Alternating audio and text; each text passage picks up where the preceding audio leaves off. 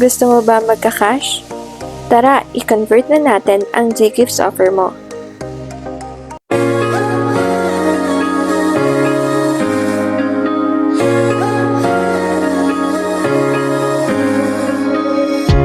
Hello everyone, my name is Raven, one of the admins on RJ's Tradings.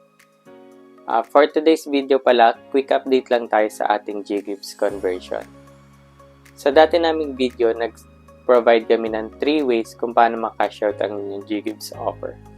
Ngayon, meron na lang tayong 2 ways kung paano ito ma-cash out.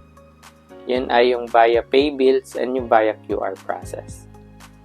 Sa via QR, minsan lang siya maging available.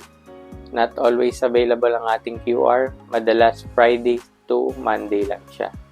Pero minsan twice a month lang siya nagiging available.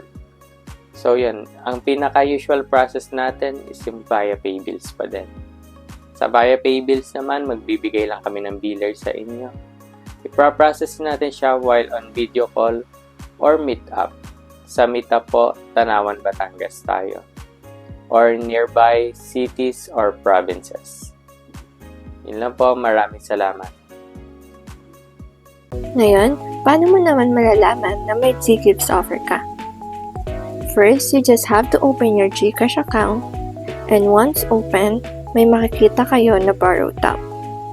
You just have to click it and makikita nyo na ang ibang mga option. Merong G-Loan, Ggifts, Borrow Load, at G-Credit.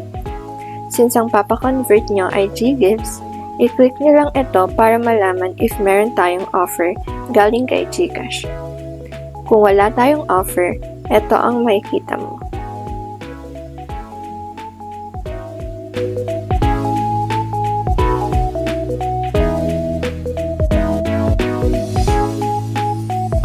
If meron naman, ito ang makikita mo.